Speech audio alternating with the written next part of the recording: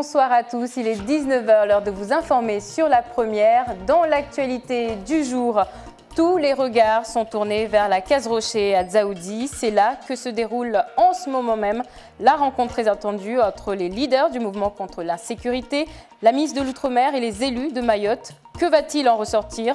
Le point dans un instant avec Papino Zaïdani qui est en direct de Dzaoudi. Ce mardi s'annonçait tendu suite à la déception occasionnée par la première journée d'Annick Girardin sur l'île. Plus mobilisés que jamais, des milliers de personnes se sont retrouvées sur Mamoudzou.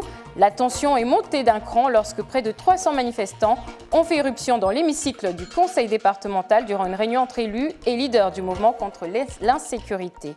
Enfin, la campagne pour les élections législatives partielles se poursuit. Ce soir, nous recevons Dino Reini Bouana, candidat sans étiquette. Et nous allons directement à la Case Rocher à Dzaoudi. C'est là que se déroule la rencontre très attendue entre les leaders du mouvement contre l'insécurité, la ministre de l'Outre-mer et les élus. Papino Zaïdani, bonsoir. Tous les Mahorais attendent le résultat de cette rencontre. À l'heure actuelle, pouvez-vous nous dire où en sont les échanges ? Bonsoir Alda. Alors en ce qui concerne ces échanges, il faut savoir déjà que les élus, le collectif ainsi que l'intersyndical sont arrivés ici à Dzaoudi aux alentours de 16h30. C'est vers 16h45 qu'ont démarré les discussions entre cette partie mais également la ministre des Outre-mer et sa délégation. Des discussions qui à l'heure actuelle se poursuivent et d'après nos informations, en tout cas les informations que nous récoltons ici, ces discussions et ces échanges sont très tendu. Parmi la délégation des élus, 10 maires de Mayotte prennent part à ces discussions, les 3 parlementaires également, les 2 sénateurs et le député, ainsi donc que des membres du collectif et de l'intersyndical. 3 thèmes sont au cœur des discussions, notamment l'insécurité à travers les mesures à prendre immédiatement et attendu de pied ferme par le collectif. Outre l'insécurité, l'immigration clandestine est également abordée dans ces discussions, mais également le développement économique et social de Mayotte avec le rattrapage structurel donc à rattraper pour Mayotte. Les discussions se poursuivent. Je vous en dirai plus si jamais il y a des évolutions d'ici la fin de l'édition. Merci beaucoup Papino Zaïdani. Je rappelle que vous êtes avec Assadi Razafitseno pour les images. Et c'était justement en vue de préparer cette rencontre que les élus et l'intersyndical se sont retrouvés au conseil départemental en fin de matinée. Mais sur place, la tension est montée d'un cran lorsque près de 300 manifestants ont fait irruption dans l'hémicycle Younoussa Bamana. Ambiance de cette matinée avec René Lataste et Farah Housseni. Un début de manifestation habituelle, place de la République, préfecture et direction la mairie. Jusqu'au moment où une partie des manifestants se dirige vers le conseil départemental et envahit l'hémicycle Bamana où se tenait une réunion élus, syndicats, collectifs. Pour préparer une rencontre avec un ministre prévu pour l'après-midi. Tout change alors de tournure. Sous les cris des manifestants excédés, 3 élus, Daniel Mamoudzou, de Chirangui et le sénateur Tani, sont fermement priés de sortir, accusés d'avoir trahi le mouvement en engageant, sinon une négociation, du moins un dialogue avec la ministre et les envoyés de Paris. Un épisode dur, difficile, où personne n'écoute plus personne. Les appels calmes ne sont pas entendus.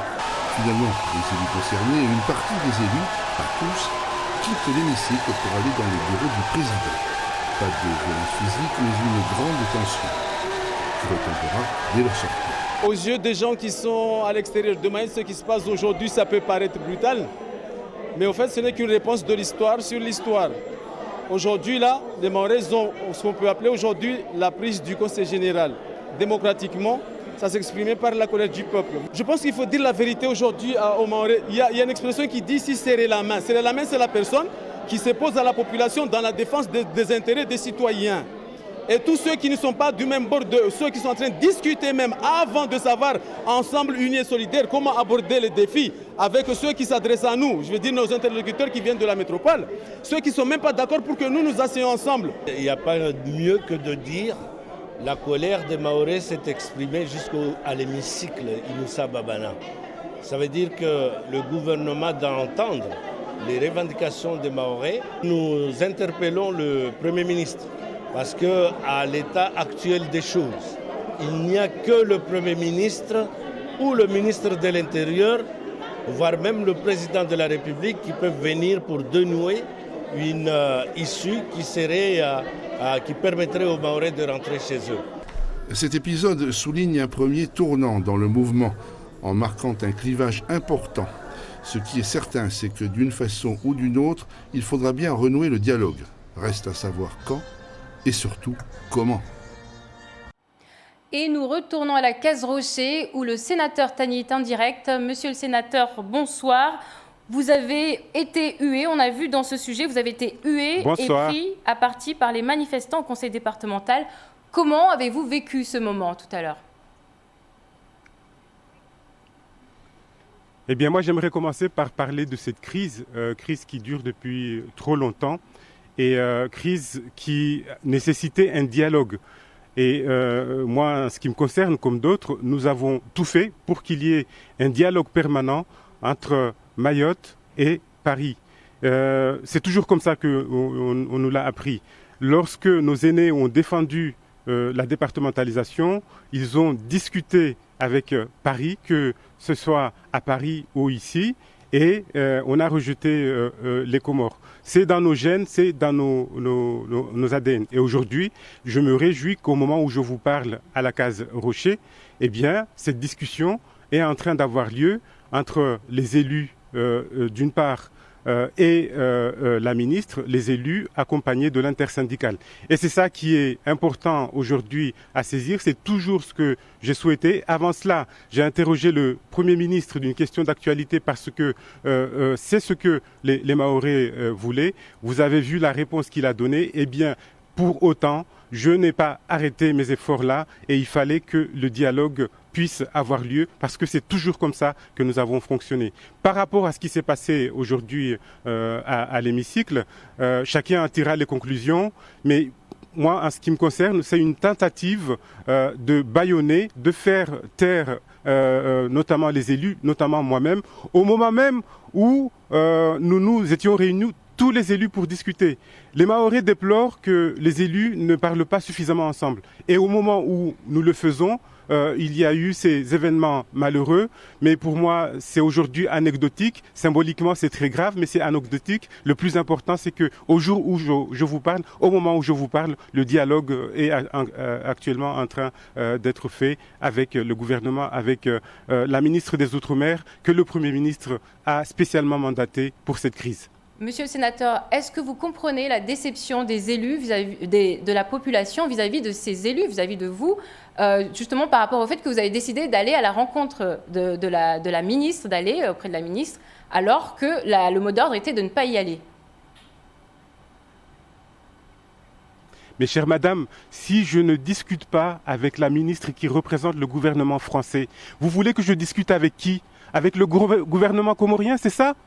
Mais c'est notre interlocuteur. Le gouvernement français est notre interlocuteur. C'est pour cela que nous avons voulu être dans la France. Donc, moi, je suis désolé, mais j'ai reçu mandat d'être l'intermédiaire, le trait d'union entre Mayotte et Paris, entre Mayotte et le gouvernement. Et aujourd'hui, moi, je ne comprends pas qu'on vienne reprocher à un parlementaire d'être en contact permanent avec la France que nous avons souhaité. Donc ça, je ne peux pas le comprendre. Dernière question.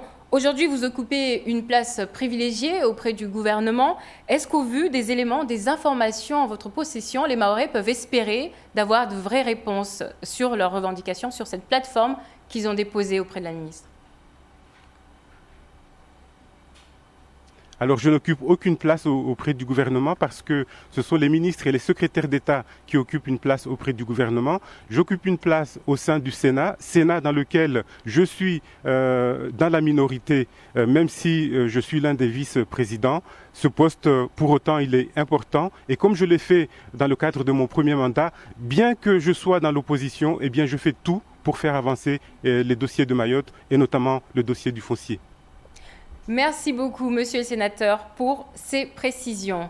Vous l'avez vu dans ce sujet, des manifestants en colère et déçus par l'intervention d'Annick Girardin hier sur nos antennes, qu'ils soient syndicalistes, dans le monde associatif ou simples citoyens, Aucun d'entre eux n'a été convaincu par les réponses apportées par la ministre des Outre-mer. Réaction au cœur de la manifestation du jour avec Abdoulaye Damala et Atoumani Simba.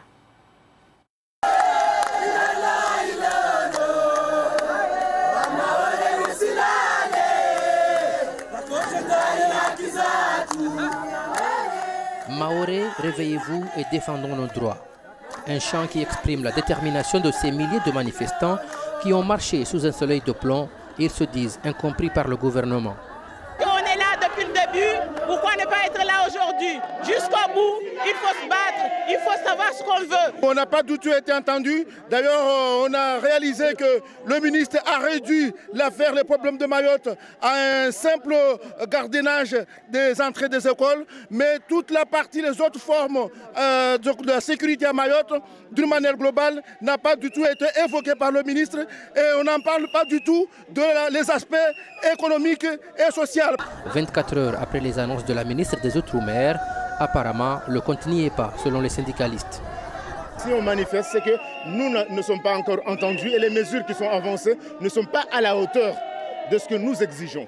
Et là, il faut savoir que là, ce n'est pas des exagérations ce que nous demandons, mais c'est juste qu'on soit considéré comme tout citoyen français. Après 4 semaines de grève contre l'insécurité, le mouvement ne faiblit pas. Les Maorés semblent plus déterminés que jamais.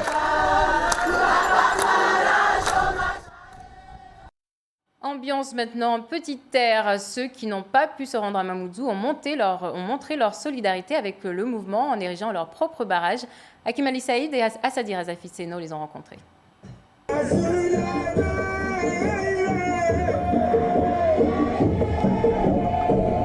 Il est extrêmement difficile de circuler à Mayotte aujourd'hui encore, et ce malgré les premiers engagements de l'État pour renforcer la sécurité dans l'île.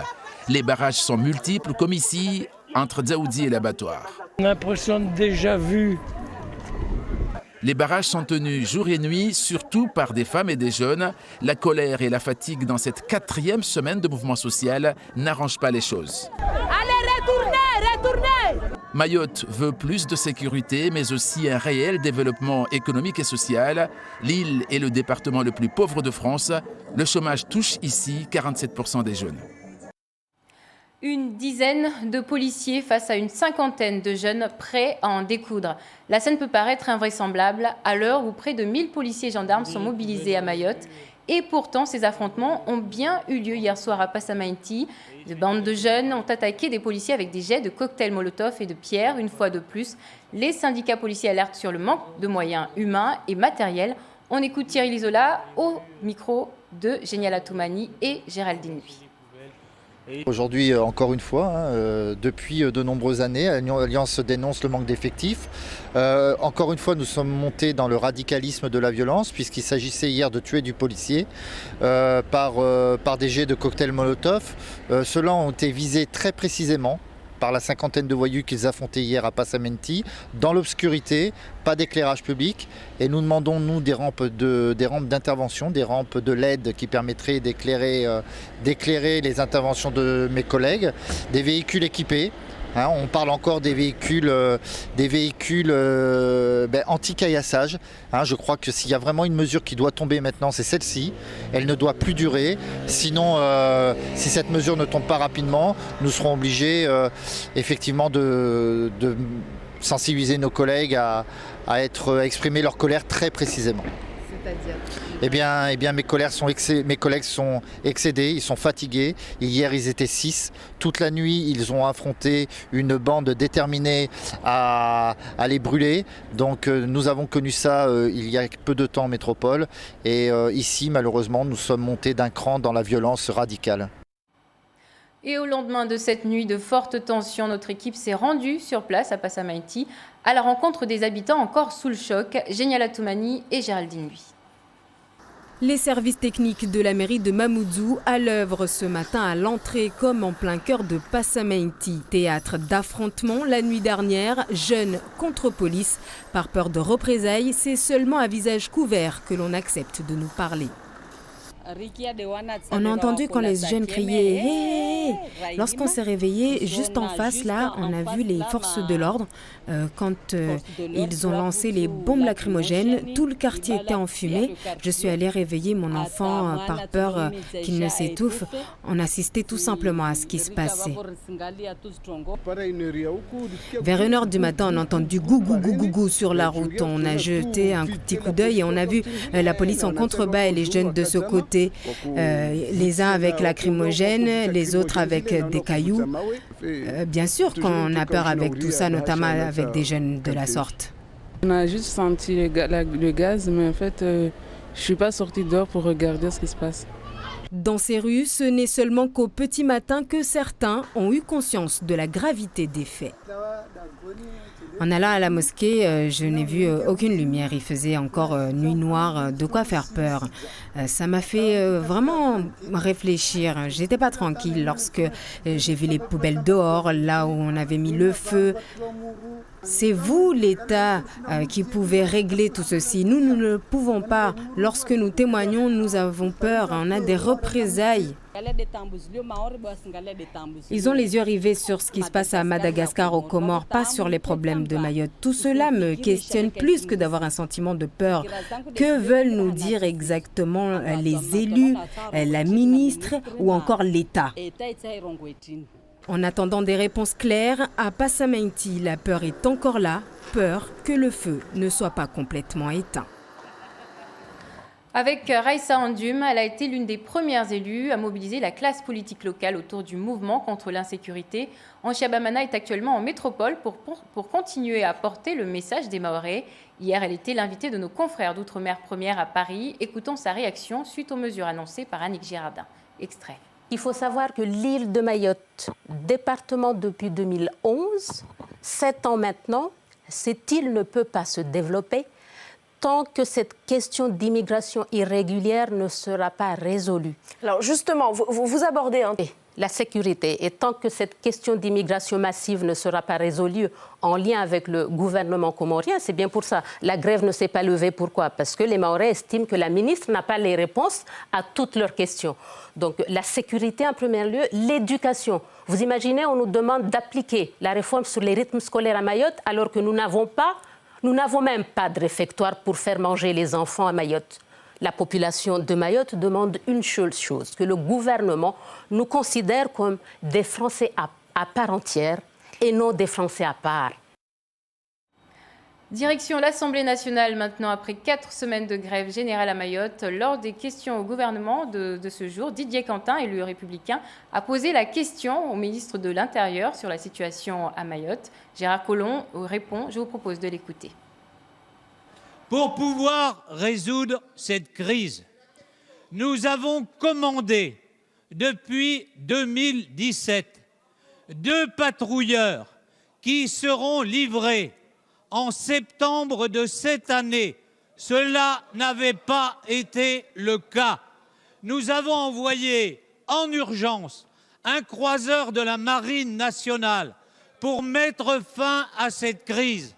Madame Girardin a indiqué que nous étions prêts à discuter avec l'ensemble des élus et à pouvoir lancer en urgence un plan de développement de l'île. Mais il faut d'abord résoudre les problèmes de l'immigration clandestine. C'est ce que nous allons faire. Et cette grève engendre des perturbations au CHM, mais aussi dans les hôpitaux périphériques comme à Dzoumogné. Les barrages érigés un peu partout, notamment celui de Longoni, rendent difficile le transfert des malades et l'approvisionnement en médicaments. Henriette Bonaïssa et Zora Abdou-Café. Face à l'amplification du mouvement de contestation populaire contre l'insécurité, l'hôpital de Dzoumogné s'organise autant que faire se peut. L'effectif étant réduit, une prise en charge optimale des patients ne peut être assurée. Certains agents sont bloqués dans l'autre côté du barrage, du coup ils n'arrivent pas à accéder, mais on essaie de les dispatcher dans les autres services à Mamoudzou. Et aujourd'hui, il nous manque 2 médecins sur 4, après aussi un infirmier, mais sinon dans le reste, on n'a pas trop de soucis dans le secteur nord. Les patients, eux, se débrouillent pour venir consulter. La situation s'est détériorée depuis hier. Le barrage de Longoni étant hermétique, plus rien ne passe. Selon les dires de ce cadre, 2 ambulances ont été refoulées sur ce barrage. Il a fallu transférer les malades par hélicoptère jusqu'à Mamoudzou. Je viens de Longoni. Et en ce moment-là, il n'y a pas de taxi pour venir ici à Dzoumogné à cause de la grève. Du coup, vous avez fait comment? Non, moi j'ai attendu, il y a un monsieur qui venait ici pour aller à la boutique de Dzoumogné et il m'a amené de venir ici. C'était compliqué? Oui, c'était compliqué. Je suis venue pour voir le médecin pour mon enfant parce qu'il est tellement malade. Depuis avant-hier, je vois qu'elle vomit. Je veux dire comme ça, il vaut mieux qu'elle vienne ici pour voir le médecin. Mon enfant est malade, il y a de gros problèmes de santé à Mayotte, il n'y a pas de médecin. Dieu merci, on a examiné mon enfant, il n'y a pas beaucoup de monde aujourd'hui. D'habitude c'est bondé, on reste assez longtemps, mais aujourd'hui ça va. Il n'y a pas grand monde à cause de la grève, de plus aujourd'hui on n'examine que les enfants et c'est important. Avec les enfants, les personnes dites en renouvellement chronique, or les médicaments commencent à manquer. Nous, on n'arrive pas à recevoir nos commandes par rapport au barrage. Du coup, ils ont aussi des soucis de personnel au niveau de plateforme de Longoni. Du coup, ils n'arrivent pas à nous livrer à temps. Du coup, ils essaient des fois les week-ends pour pouvoir nous approvisionner en médicaments et aussi en dispositifs médicaux. Si le mouvement se durcit encore plus, le travail sera davantage ralenti et encore plus lourd pour le personnel hospitalier. Et vous l'aurez probablement remarqué, le trafic maritime entre la Petite et la Grande Terre est fortement perturbé en ce moment, ce qui donne lieu à un important réseau de passeurs, de passagers en détresse, obligés de recourir au système D pour avoir leur vol. Farou Senni et Daniel Abdou les ont rencontrés. L'image est surréaliste dans le 101e département français. Un balai incessant de kwassa-kwassa transportant de passagers, 10 euros par personne, sans aucune mesure de sécurité. Un trafic qui dure depuis des heures où les forces de l'ordre sont absentes. Devant notre caméra, toutes les 2 secondes, une barque déchargée des personnes venues de la Petite Terre. Vu que tous les barges sont arrêtés, si on veut faire la traversée, on n'a pas d'autre moyen. On n'a pas le choix en fait. Vous n'aviez pas peur tout à l'heure de monter dans cette barque? Non, parce que je n'avais pas le choix. Je l'ai dit parce que je n'avais pas le choix. Cet après-midi, la Pointe Mahabou était devenue un véritable gare maritime, une situation due à la fermeture du port de Plaisance. Place maintenant à la campagne pour les législatives partielles dans la première circonscription. Nous recevons Dinouraini Bouana. Bonsoir. Bonsoir. Alors, Dinouraini Bouana, vous suivez l'actualité. Vous avez vu aujourd'hui ces élus très critiqués par la population. Comment est-ce que vous pouvez... que pensez-vous de leur comportement ces derniers temps? Est-ce que vous auriez fait la même chose à leur place? D'abord, je voudrais ici exprimer ma colère. Je suis très en colère par rapport à ce qui se passe ici à Mayotte, notamment ce qui se passe dans la commune de Mamoudzou. Vous vous rendez compte, hier soir, dans ma commune, parce que j'habite pas loin, M. Lizola l'a dit tout à l'heure, il y avait 6 policiers en face de 50 gamins. Il y a 1000 gendarmes mobiles dont c'est le métier. Ils dormaient. La ministre était là. Et la raison principale de l'action, de la mobilisation ici à Mayotte, c'est précisément ce problème. Et ça veut dire qu'ils n'ont pas encore pris la mesure du problème. Moi, ce que je voulais dire par rapport aux élus, hier, M. Amidou de EFO, Force Ouvrière, a posé la question à la ministre de l'Outre-mer. Est-ce que vous avez mandat pour négocier? Elle était énervée face à la question parce qu'en réalité, ce qu'il faut savoir aujourd'hui, c'est quoi le ministère de l'Outre-mer? C'est quoi la ministre de l'Outre-mer? La ministre de l'Outre-mer, ce n'est qu'une coordinatrice. Que les ministres de plein... Je prends un exemple. Quand l'éducation nationale a un problème ici à Mayotte, elle se réfère au préfet qui monte au ministère de l'Outre-mer qui interroge le ministère de l'Éducation nationale. Parce que le ministre de l'Éducation, la ministre de l'Outre-mer n'a pas autorité sur l'éducation nationale. Donc, en fait, elle fait tampon, elle fait coordinatrice. Elle n'a aucun pouvoir. Et effectivement, quand on nous envoie une personne comme ça, c'est proprement scandaleux. Ça veut dire que les Mahorais n'ont pas été entendus. Et de surcroît, si un élu prend l'avion avec la même personne, sachant très bien quels sont les rôles de chacun au niveau du ministre, qui plus est, c'est le vice-président du Sénat, je dis c'est proprement scandaleux. Oui, la population a raison de les traiter de traîtres. De traîtres, en fait, moi j'ai toujours dit que... Donc vous êtes en train de nous dire que les élus auraient dû nous prévenir que la ministre n'a pas des réponses à leur apporter parce que tout simplement ce n'est pas à elle de négocier sur les questions de sécurité. Le sénateur Tani le sait très bien, parce que, pas que le sénateur Tani, puisque les missions, tout le monde sait comment elles sont partagées. Chaque ministre a ses responsabilités, a ses prérogatives. Donc il n'y a aucune raison qu'ils ne le savent pas. D'ailleurs, ils le savent très bien, mais comme ils sont dans la majorité, on l'a vu, je voudrais ici saluer le maire de Tsingoni, qui a été promu président d'association des maires, parce que le principal, il s'est caché pendant toute la période, et il n'est pas le seul. Ils sont tous rués autour de la ministre pour avoir une bonne note par rapport au gouvernement. Et bien, c'est dommage. Donc pour vous ne seriez pas allé voir la ministre non non, pas du tout. Moi, j'ai eu l'occasion de le dire, que la ministre n'apporterait aucune réponse. Je le dis dans le cas d'Abdallah, et effectivement, on me donne, l'histoire me donne raison, la réalité me donne raison. Effectivement, elle n'a pas les compétences pour faire. Maintenant, la population a raison de continuer à faire pression, mais je voudrais aussi dire quelque chose de très important. C'est que le mouvement de grève qui actuellement, il a son efficacité. Il a été efficace jusque-là, et je pense qu'il faudrait continuer à faire pression sur ces incompétents. Qu'est-ce qu'il faut demander aujourd'hui alors ? Ce qu'il faut demander aujourd'hui, la première chose, d'abord nous, les responsabilités à nous localement. D'abord, je demande au collectif de faire pression sur ces mêmes élus, pour leur demander quelle est leur part d'action dans la délinquance juvénile qui sévit dans l'ensemble du territoire. Parce que c'est une mission qui revient aux communes, il ne faut pas oublier. La deuxième chose, toujours aux collectivités locales, le département a eu quand même 40 millions, 20 millions annuels de l'aide sociale à l'enfance. Qu'est-ce qui est fait de cet argent? Pourquoi il y a toujours des enfants qui traînent dans la rue? Personne ne fait... Donc, je demande au collectif de faire pression sur eux. Je demande au collectif de faire pression aux administrations pour qu'ils traquent, ils jugent, ils sanctionnent. Elle sanctionne, l'administration qui traque, juge, sanctionne et vérifie qu'effectivement les sanctions soient exemplaires et que réellement exécutées. Parce qu'ici, on n'exécute pas de peine. Ici. Oui, merci beaucoup. Le temps va très vite, malheureusement.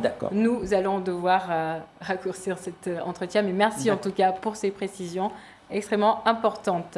Voilà, avant de clôturer cette édition, on retourne à la Case Rocher. Papineau, Zaidani, est-ce que vous m'entendez? Où en sont les discussions en ce moment?